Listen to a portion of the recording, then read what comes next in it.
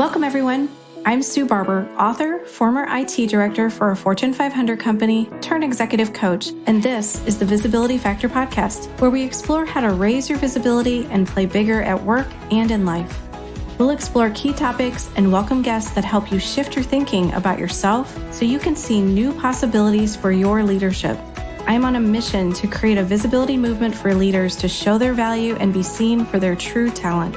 Are you ready to take the next step towards a higher level of visibility for yourself? Let's go.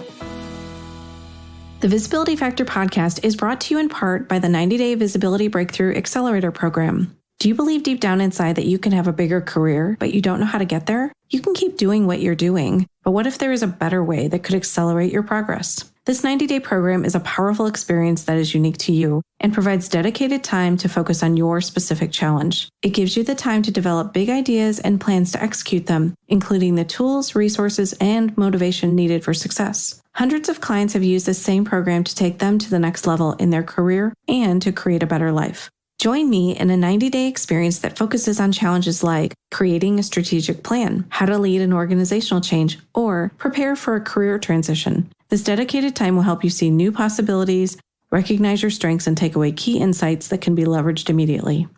Are you ready to create a breakthrough for yourself? If you're interested in learning more, visit susanmbarber.com/visibility breakthrough accelerator for more information and to sign up for the program. I look forward to seeing you there.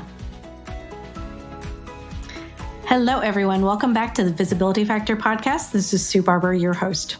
Today, my guest is Christopher R. Jones.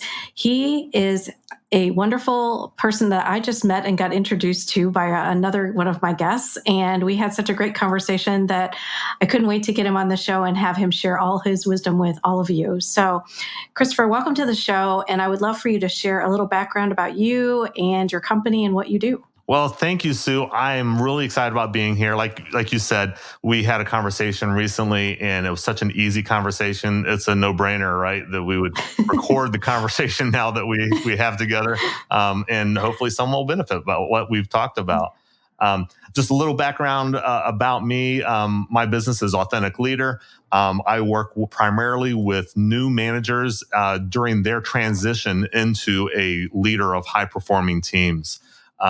Very briefly about my background, I came from corporate Fortune 500 companies for more than 25 years. I've been in my business now and leading this company now for almost 8 years now, and having a lot of fun with it and learning along the way. And you know how you learn. It's through a lot of mistakes. So I've made a lot of mistakes. Yes. So I'm learning a lot. You and me both. I'm in my 8th year as well. I just had my anniversary. Everyone was sharing on LinkedIn yesterday. Hey, congratulations. So yeah, we have a similar path for sure. So what made you feel like, that group of leaders was the one that you really wanted to work with the most? Well, that is a really great question. And I tell you, in the beginning, I struggled with it, right? I felt like I wanted to be, the leadership person for all leaders, right? And I think a lot of businesses struggle with the same thing I did. And like, how do you niche down, right? And I think that we all know intuitively that that's smart to do, but it's so hard to do. I resisted it for such a long time, but the last several years, I've really polished it and really got very focused, as I mentioned earlier, focusing on new managers during their transformation to leaders. And it all stems back to my early days when I was first promoted to my first manager role. And to make a very long story short, perhaps we'll get into it later, I've failed pretty badly at doing that. And I ultimately, I looked back and reflected on that and decided, I was really being a fake. I was trying to be someone who I wasn't. And as I've learned over the years and have actually even validated now with also my clients, that I find it easier to lead people authentically rather than trying to be someone who you think other people want you to be.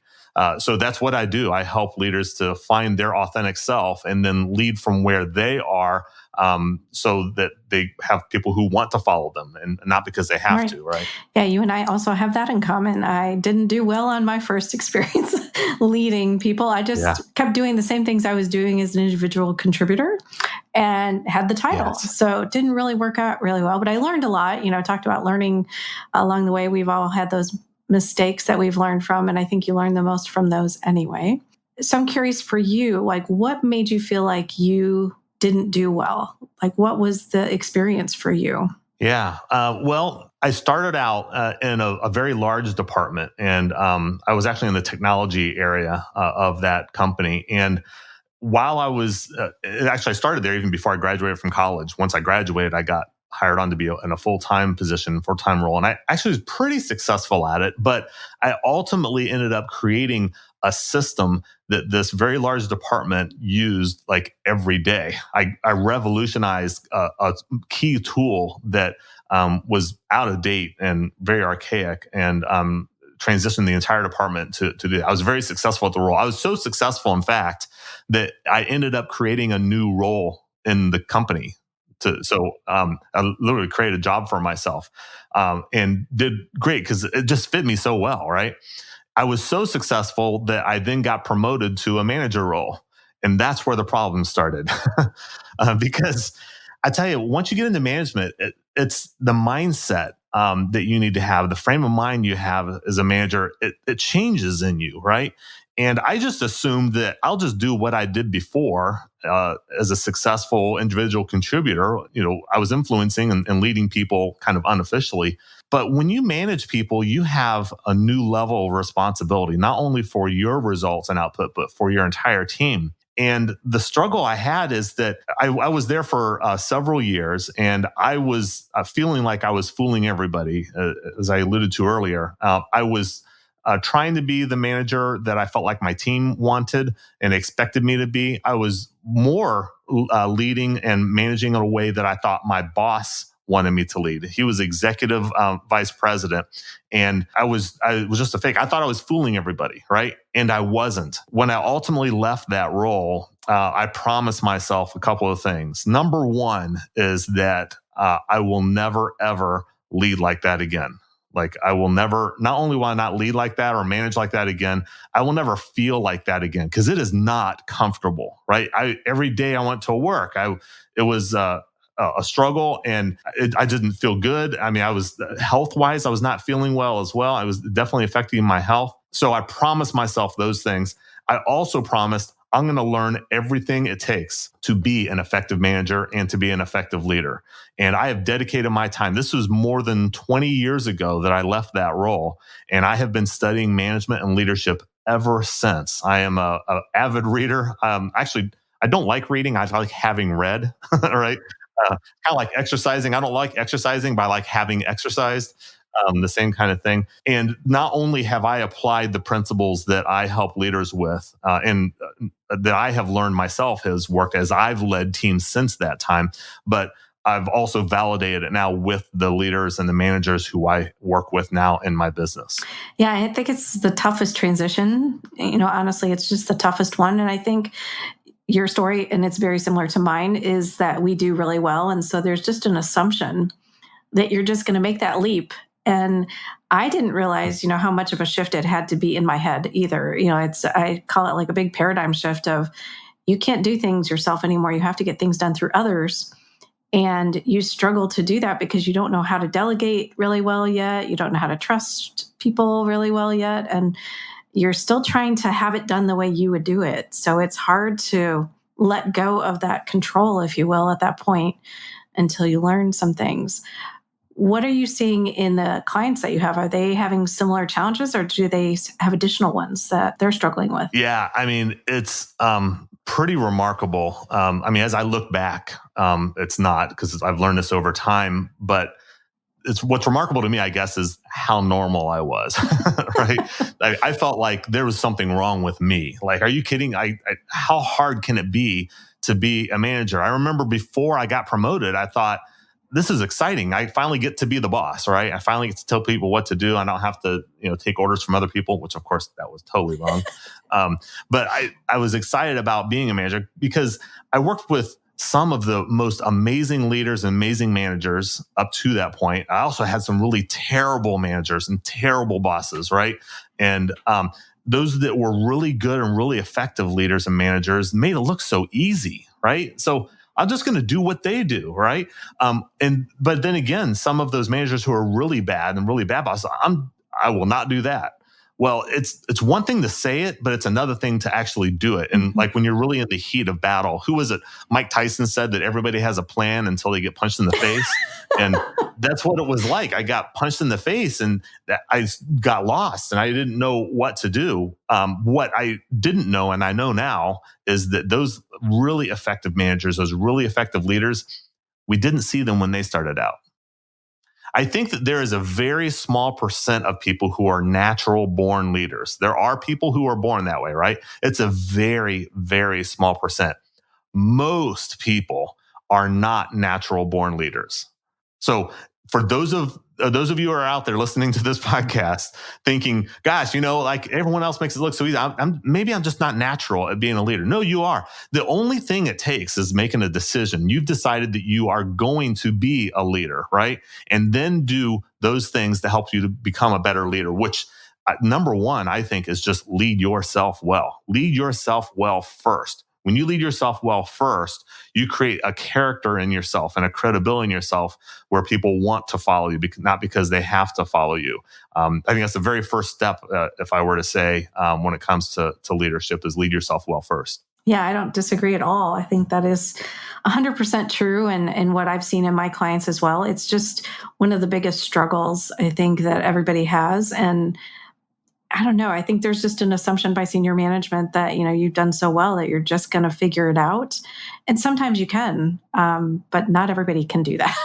Obviously, right. You and I are examples of that. So. Yeah, I get it. I understand why senior leaders would assume that. Like, hey, this person's a star player. Like they just know how to succeed. Well, that is true, but also not true. I mean, like we said earlier, it's a different skill set to manage and lead people. Those skills that got you to where you are is not going to get you to where you need to go once you become a manager. So yeah, we got to keep that in mind. My big goal, really, if I were to work with the ideal client, it's before they promote their manager, right? I'd rather set the manager up for success before they get promoted, and we can really help them to discover and identify, is this something they even want to do? Everybody wants to be a manager until they become one. Then they're like, I know numerous people like, I've gotten into management. Like, I just don't know that this is really something I enjoy doing. And so that's fine. Let's find that out before you become a manager, not afterwards. You mentioned some things or alluded to kind of almost imposter syndrome, right? Where you don't feel like you can be successful. You don't know enough. You're not doing the right things. You're under all this pressure. If you could talk to the managers out there of the world who are about to promote someone, besides asking the question, do you really want to do this?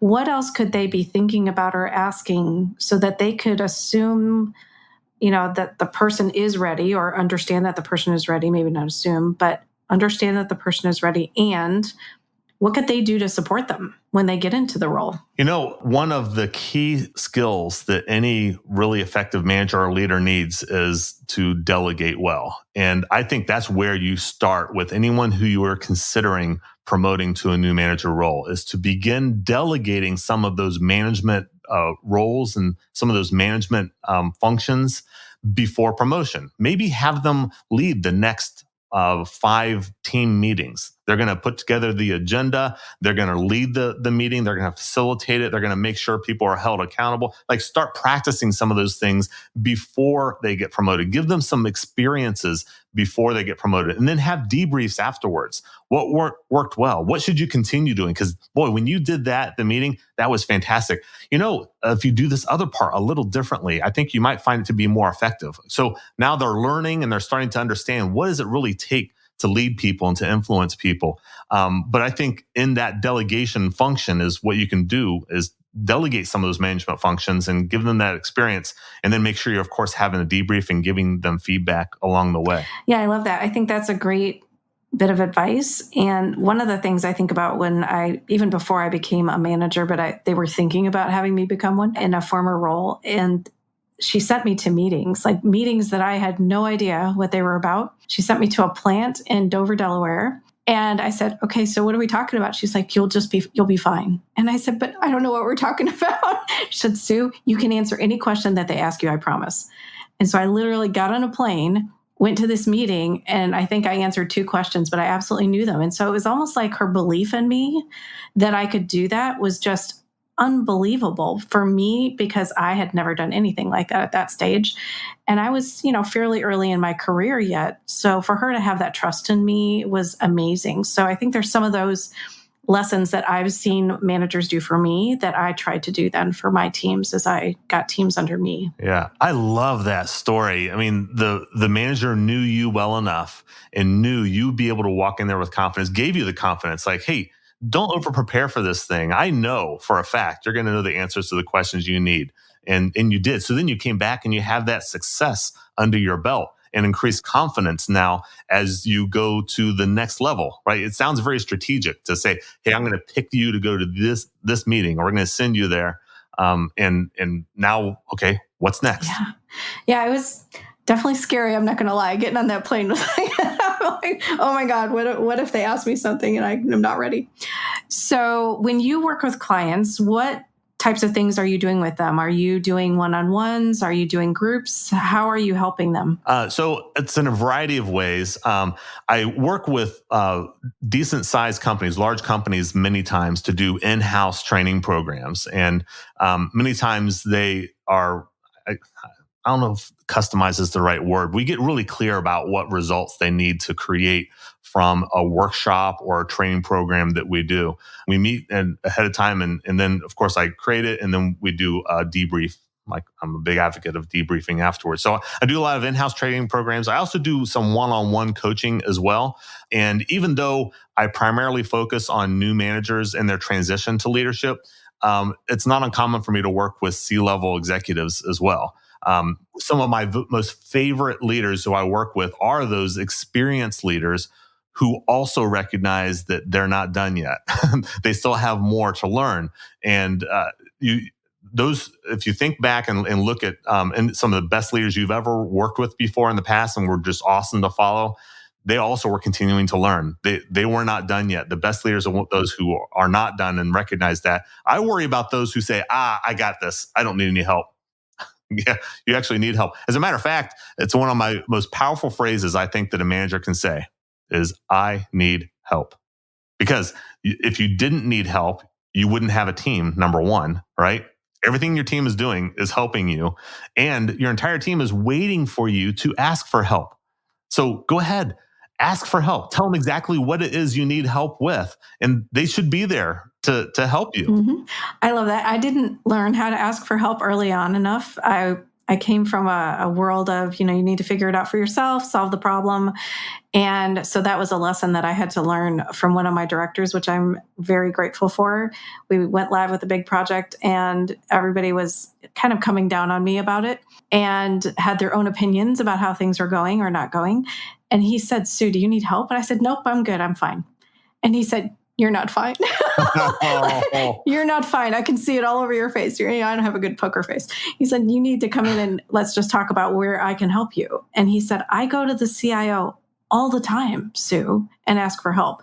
And I think I just needed to know that that was something he was doing. I would never have thought that would have been true at all for him to do that. So I think it's just seeing, and I don't know if I needed a permission slip in that moment, but I think it just helped me understand that it was okay to do that, As you're sharing that, I mean, I think this is another message for those who are listening to the podcast here, is especially for those experienced managers. This is a great opportunity to share with your team where you are getting help, right? You should be letting them know.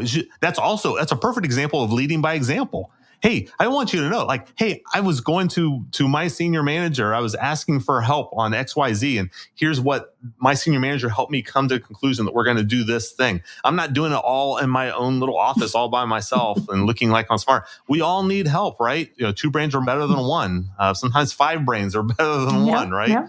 So that's a great story. Yeah. Yeah, it was very impactful. And I wrote about it in the book because I just thought other people need to know this. I didn't know Yeah. this.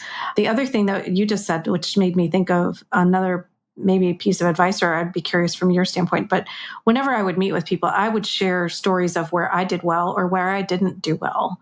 And my learnings from that. Are you an advocate for doing more sharing, of your own stories to help your team understand what happened for you? Yeah, I think that's where people make real connections is through stories. I have a friend who leads executive forums, like executive roundtables. And one of their rules is that you cannot give advice. You can't tell someone what to do.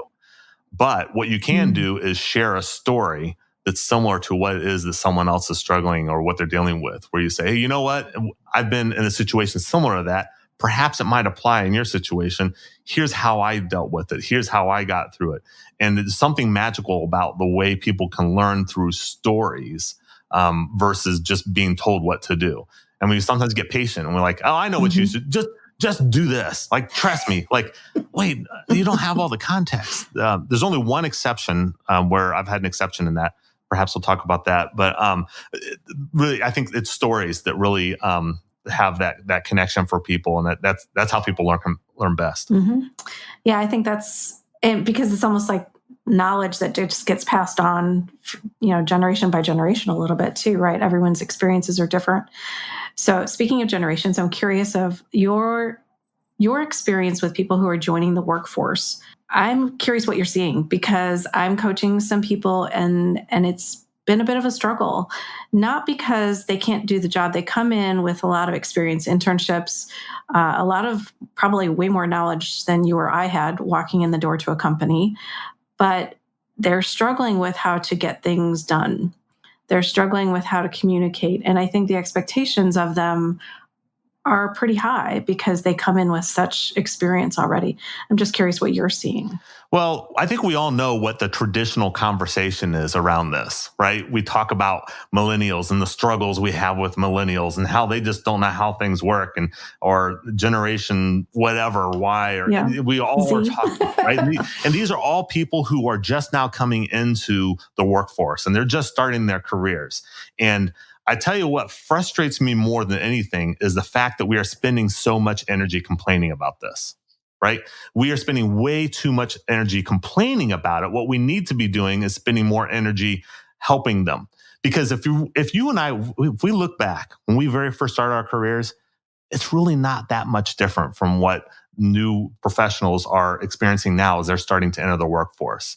So let's channel that energy to helping them with, hey, I found this to be a more effective way to accomplish what it is you're trying to accomplish.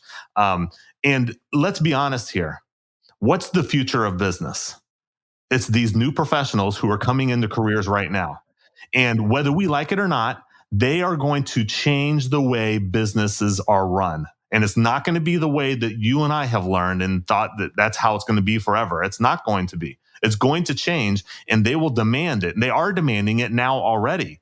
So let's just help them with how we have learned, but also be open to the fact of how much can we learn from them, because they are changing the world right now as we speak. Let's embrace that rather than fight against that. Yeah, I couldn't agree more. I think, they're looking for companies that have purpose. They're looking for companies that can help them grow and develop.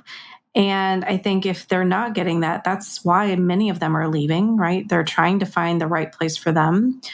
And I like the word where they're demanding some things, right? And I find it really fascinating that the things that they're demanding are the right things in places to demand. And we didn't do that. I almost look at it like, that's really, that's a good point, right? But I think we were conditioned to say, take on as much work as possible, do as much as you can, and then just keep going. And then you might get promoted out of it, right? Instead of, some of the things that they're asking for, I don't think are the wrong things to ask for. Maybe they need to learn how to ask for them differently, potentially. But I think it's not the wrong thing. So it is kind of fascinating to observe the different generations and what's happening in each one. Yeah, yeah, that's a great point. That's a really good way to think about it. Is what they're complaining about or what they want to see different in the world and the way that they see things working differently. Well, let's just help them with, hey, here's maybe a better way to communicate that, or a lot they just don't have experience, just like you and I didn't have experience. So let's share the experiences that we've had, and forgive them the fact they don't have the experience. Why should we expect them to have experience? They've had no way of having experience. So give them that experience and let them take it and learn. Like we said earlier, the best way to learn sometimes is to fail. So sometimes some strategic failing is also not a bad thing. I like that, strategic failing. I haven't heard that one. I think that's important. And as leaders, I think about when I came into the workforce, my manager had a whole lot more time, right? They didn't have all the knowledge and information coming at them that they do today. So I do think that it has to be strategic from a manager who's bringing on new people or onboarding new people. You have to spend time with them. You can't make assumptions about what it is they do or know. And maybe you need to retrain some things. Maybe they came from a place that wasn't great and they didn't actually learn what they needed to. Yeah. Another important skill, I think, for leaders, you just alluded to this, ask questions. We make assumptions about people so much and we think we know people. I tell you, you start asking more questions, you start to discover things about people you would have never known otherwise. So if you're unsure, if you're asking enough questions, you're probably not. You need to be asking more questions. You need to just be curious, right? Be curious and learn more about your team, more about the people who are working with you, and find out where are they coming from. And that will perhaps change your perspective about where they're coming from, right? I mean, one of the things I talk with leaders about, they'll be frustrated maybe with an employee, right? Who they used to do awesome in their role, in their job, right? And now all of a sudden their productivity has really dropped off and their results are dropping off. And we're like, well, let's just look back. Let's assess this a little bit. Well, first off, let's confirm the skills. Do they have all the skills necessary that they need to perform the functions of their role? Okay, let's get clear about it. Let's confirm that. Do they really, truly have the skills? Once you've confirmed all of that, okay, well, now let's confirm their will, right? What's their willingness? What's their interest? And if you can find out, then you can do something about it, then you should. I mean, some people may not be performing as well because they feel like they're not being paid enough. Okay, well, great. Let's have that conversation, right? For your role, what is the market value for that role? Could you go and get another job somewhere else performing that kind of role somewhere else? And if you can do something about it, of course you should. But sometimes there are some things, and you may not be able to find them out, right? Because of HR issues and stuff. But some people may be going through a divorce right now. Some people may be going through a health risk right now, or some people might have some financial problems they're going through. Like, if you can find that out, you may be able to decide, so someone's going through a divorce, or maybe they just got diagnosed with cancer, but their performance has gone down. Is it worth investing a little bit more in them, knowing that, hey, when they get through this season, they're going to be back to performing again? So perhaps this is a blip in time and it's worth it. So many times people are like, oh no, they're not performing. Boom, they're out of there. Oh no, it's really expensive to fill those positions, right? It may be worth keeping them for a little while and demonstrating to the team that, for people who are worth it, we're gonna help them along, and they're gonna help me if I need it. I wish I would have learned this back then, but I know now to assume the best in others, right? Because there is usually something going on, and they may or may not feel comfortable sharing. They don't feel like it's a safe space. So I had one of my old managers on the podcast, and he was talking about a situation where he actually helped one of his team members say, go home. His child was very ill and they didn't know if he was going to be okay or not. And so he said, go home. Like, you don't need to be here. You need to be with your family. And that wife remembered that from the rest of his life. Like, just, I can't believe you did that for him. That was so unbelievable, because we needed him. And I can't thank you enough. So you're creating loyalty, not just from the employee, but from the family, right, of the situation that may be happening. So just an example, but it's kind of one of those things that I think people make a lot of assumptions today. and don't necessarily dig in. I would say you have to be a little bit of a detective. Like you have to ask some questions. You have to try to dig in and understand connect the dots a little bit, like what's really happening here, because they were fine 2 months ago and now something's different. Yeah, I don't think people come to work to do a bad job. They really don't. They're not coming to work to do a bad job. So if they are doing a bad job, there's some underlying reason, right? There's some sort of root cause to that. And if you can find it out and do something about it, then you should. So we talked a lot about the managers side of things, right? Who have these leaders. As a new person who's just been named a manager of a team, what would you say are like the top 3 things that they should do moving into this new role?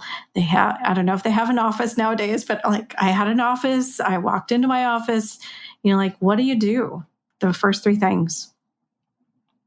Well, the first 3 things, I don't know if there's an order to this, but these are 3 things you should do. Number 1, whether your manager who's hired you to be in this position has asked you to do this or not, I would say create a 90-day plan for yourself. What are the things you're going to accomplish in the first 3 months of your new role? Be realistic, make sure these are achievable things, but what is it you're going to accomplish?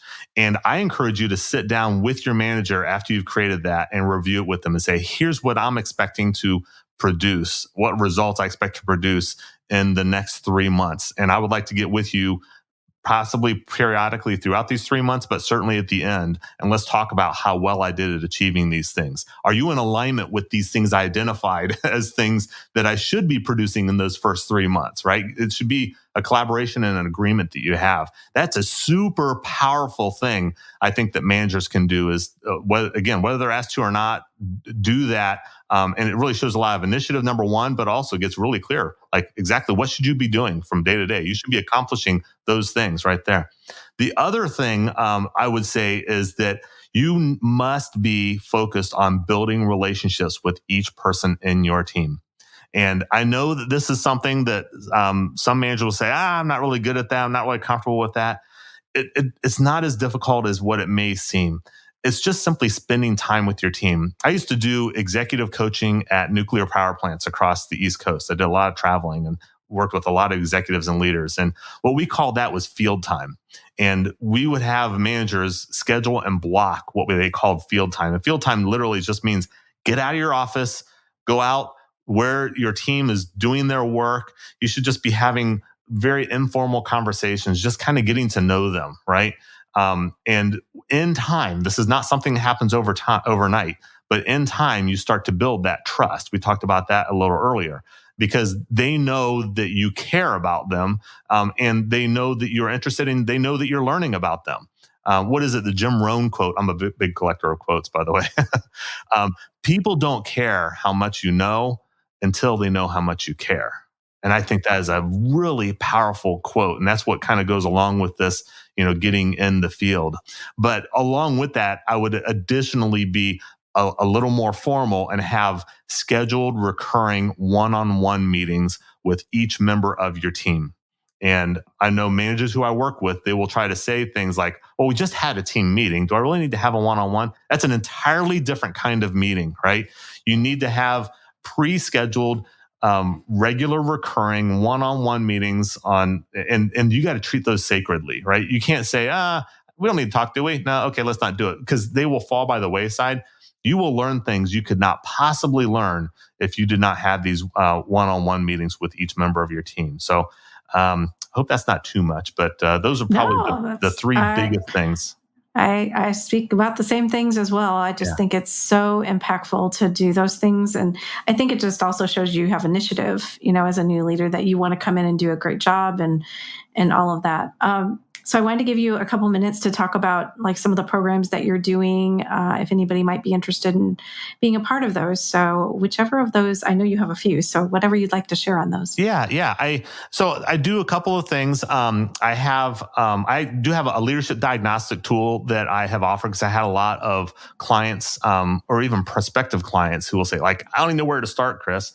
Well, this is just a really simple 21 question survey. It's a multiple choice. You fill it out.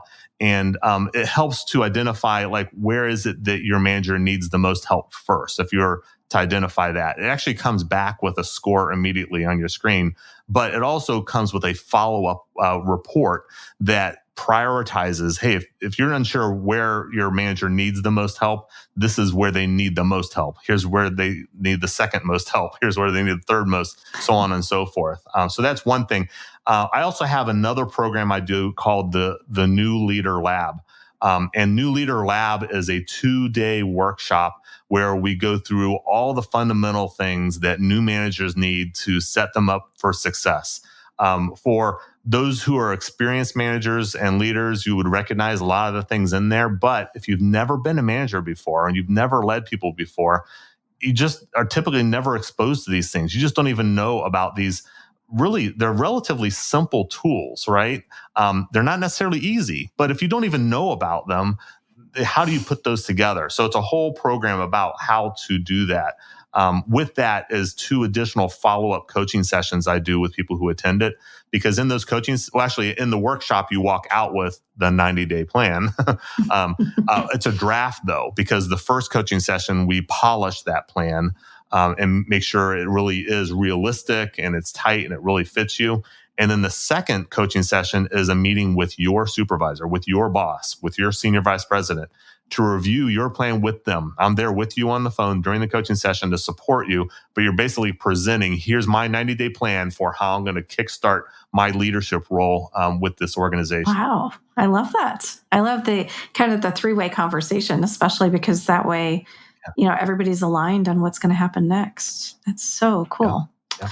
Very cool. Yeah, and I know you have your own podcast, so share a little bit about that. Yeah, the Authentic Leader Show podcast is a podcast I've had since 2018. It actually started with a live interviews that I used to do here in Central Virginia. I'm actually bringing them back. I'm starting to do them again. But it was like a lunchtime podcast with an audience, and they got to ask questions at the end. Kind of fun. But that's what started my podcast. And since that time, I have interviewed more than 70 other leaders, authors, and even an occasional celebrity here and there, really talking about the leadership stories like we talked before. People learn from stories. So I want to hear the stories of these business leaders, how they have not only led themselves well, but how they have maybe mentored managers and leaders along the way as they have helped others to grow and develop their leadership skills. That's awesome. Well, I will put the links to all of that in the notes so everybody can check all the information out on your website and whatever other links. I know that you gave me a couple, so I'll put all those in there so they can find everything. Right now, I'm going to transition us into what I call a Rise Up and Be Visible quick tips. So these are 4 questions that I ask every person who's on the show. So the first one is, what is visibility to you? And tell me why you answered that way. Yeah, well, being visible, I think it's really being a prominent and active presence with other people, right? And not only within the organization, but also with your team. A personal story, I guess I'll share with that is that I remember when I very first started my business, and I realized that, nobody knows who Chris Jones is. And so I better do something to get people out there and to get people to know who I am. So I went to my very first chamber luncheon. There was 250 people there. I'm an introvert. It was exhausting. I'd say it was overwhelming. I did not enjoy one bit of that luncheon. And I remember leaving there saying, how am I going to do this? And I thought, I'm never going to be successful if I don't continue to go to programs like this. So I went to the second one, and it wasn't quite as bad as the first one, but I did recognize some people I met from before, and they introduced me to some other people. And over time, and after, a couple of years later, I walk in the room and I know everybody in the room, right? But I had to be present. And the only way to do that is to continue to push yourself and go outside of your comfort zones. It's the only place where you will learn is outside your comfort zones. I remind myself that all the time. If you go back in life, anytime you've gotten better at something, it's only because you've been outside your comfort zone. That's where you learn. So I constantly remind myself of that and make myself go outside my comfort zones. I love that story. That's like my women's networking events that I used to go to. Very same thing. I'm a recovering introvert. Yeah. Same. Yes, exactly. Okay. So what are you doing now? So you've been in your business 8 years. What are you doing now to be visible? I alluded to this a little earlier. I had stopped doing those authentic interview events, in-person events, and I'm starting those up again now. So again, it's one of those where it's kind of a give back to the community, the business community, because we have a large number of people who come to these things, and it's a chance to network with other business leaders, but also hear stories from prominent business leaders who I bring in and I will interview. But I continue to go to networking events. I'm also just looking for. It's always opportunity to how I can serve and help others. And what I mean by that, another thing I did when I first started my business is that I recognized I needed to meet with a lot of people, have a lot of coffee meetings. And so I had like 150 coffee meetings in my first year of business. And one of the things I did, and this goes back to your question about presence, is that I recognize that when I'm having conversations with somebody, my goal is that you are talking 80% of the time. And people will walk away with a meeting with me and they'll say, gosh, that Chris Jones, like, he's a great guy. I really don't know what he does. I have no idea but boy, I really enjoyed that conversation and I really enjoyed him, because most people just don't get a chance to talk much about themselves. So just give them the room, give them the opportunity to talk about themselves, be curious, continue to ask questions. It's how you can practice that is when you're meeting someone for the first time. And if they don't remember exactly what you do, that's okay. But they'll like you and they'll want to learn more about you later down the road. It's a definite marathon. It's not a sprint. Yeah, I always talk about adding value first, right? And then you have some reciprocity opportunities, at the next meeting for something else to talk about. Okay.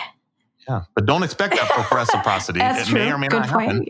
happen. And that's okay. It doesn't, and sometimes it might be years before they come back and say, Chris, it was 5 years ago. Actually, I met with somebody last week.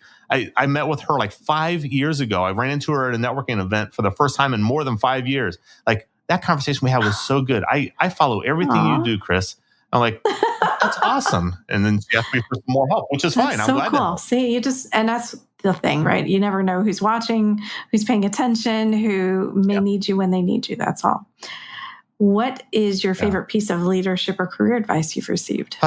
Best leadership advice I think it's embracing failure. And we kind of alluded to this before. It's not comfortable. It's not fun. But if I look back, it's always the very best way that I've learned. So I chase failure. I look for, like, you know what? This may not work at all. And if it doesn't, I'm going to learn from it. I actually heard a podcast where Jocko Wilkes was being interviewed, and he was telling this story about how he continues to fail. And like anytime a major big obstacle comes in his way, he always said good. And some challenging it, like every single time an obstacle comes up, you're always saying good. He's like, yeah, because you know what? Out of every failure, there's some good that comes out of it. So I say good. And I start looking for what's the good that comes out of this failure. I'm like, wow, that is really good. There always is something good in all the failures. I don't want to do it. I don't enjoy doing it. Yeah. But there's some good in there that you can't get otherwise. But it is a good way to look at it because you're looking for the positive, right? You're not seeing the negative. Yeah, you'll spiral if you stay in the negative all the time. Exactly. All right. And your favorite book that you would recommend to the audience? Oh my, I knew you were going to ask that question. And I really struggle with the book because you say that you can use more than one if you'd like. Okay. So there's a couple, these have had significant impact on me. So that's why I'd love to share a few books with this audience. A most recent one, actually, I got a referral from someone. It's called Be Your Future Self Now by Benjamin Hardy. And it really the synopsis of it is it helps you to imagine what will you be in 3, 5 years, 10 years. Be that person now, right? Figure out what the things you're doing right now, you should be thanking yourself 10 years from now that I'm glad I did that back then. Right? Yeah. It should all be feeding and filtering towards that. Another one is Profit First by Mike Michalowicz. It was in my early part of my business. I didn't know, like, how much should I be paying myself? How much should I be reinvesting in the business? I think we know we need to pay taxes, right? So how much should I be putting away for taxes? That book solves all of that for you. And it guarantees you have a profit every quarter. How's that for a promise? So if you're in business and you're wondering how to do that, that's the book that will give you the answer. Another one is Tiny Habits by BJ Fogg, and it helps you with just really small ways. It's incremental, right? That creates big change. Another one is Exactly What to Say by Philip M. Jones, a really awesome book. In all these situations you come across every single day of your life, this is what you say. Here's how you say it, and here's why that works. So it's also a good one. And then I'm almost done here. The Go-Giver by Bob Burg. Bob Burg is one of the best examples of someone who lives his book. Bob Burg is the go-giver. He doesn't, obviously, that's not what the book is about, but he demonstrates by example through his leadership. I'll have made comments on LinkedIn, for example, and I'll mention the go-giver and I'll give Bob Burg credit. He will reply to that on LinkedIn, so that's cool. Amazing. And then lastly, Anything by Andy Andrews. Look up Andy Andrews as an author. Get any of his books. They're awesome. Okay. Well, I don't know Andy Andrews, so I'm going to have to look it up. You can thank me later. I'm missing out. I will keep you posted. So I know Mike Michalowicz. He's amazing. I love him. And I just heard about that first book, what was it? The Future You? Oh, yeah. Be Your Future Self Now. Be Your Future Self Now. I just heard that book mentioned on a podcast, so I have it on my list to get as well. Yeah, I love all those. So yeah, we like more than one book, but I don't want to put pressure on people to have to come up with a list in any way. So. Oh, I do have one more to add. Yeah. It's Read to Lead by Jeff Brown. Oh, yeah. I love Jeff Brown. So you do? Okay. Yeah. So I actually had a chance to meet Jeff Brown, and actually he came here to Virginia, and I was in National Speakers Association for Virginia, and I was able to bring him in to speak to our group. So I literally got to drive him from the airport to his hotel. We took him out to dinner. So cool. I actually got to spend great time. He is an amazing guy, and anyone who struggles with reading at all, you should read that book. And he has an amazing podcast, right? If you're wondering what to read, Read to Lead podcast is the podcast you need to listen to. You will not have any trouble ever finding a book to read. Finding a book? if you get the Read to Lead podcast. I used to listen to that on my way to work all the time. It's a great one, isn't it? Yeah, it is. It really is. I learned about so many great books on there.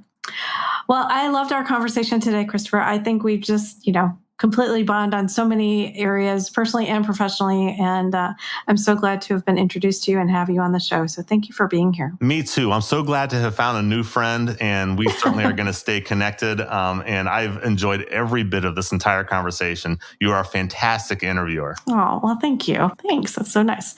And I already had told him offline, everyone, but he has the best radio voice, don't you think? I think he would be. I have a radio face too, yes, right? Yes, he does, for sure. Yeah, you guys will see it when you see the highlights, I promise. Oh, well, thanks so much for being here, Christopher. I think we've had a great conversation. I loved everything about it. And I hope the listeners can take some of the key points that he shared, whether you are about to be a leader or you are managing someone who's about to be a leader. I think there's so many great ideas he shared, and I'm so grateful that you were able to do that for us. So thanks so much. Thanks for being here on the Visibility Factor podcast, and we'll catch you on the next one. Thanks so much for listening to the Visibility Factor podcast. Remember that visibility starts with small steps that are intentional and consistent each day. Be bold, be visible, be the leader you were meant to be. Find us and subscribe on Apple Podcasts, Spotify, and wherever else you listen to podcasts. Follow us on all of our social media platforms, which are highlighted in the show notes. Thank you for listening, and we'll see you next time on the Visibility Factor podcast.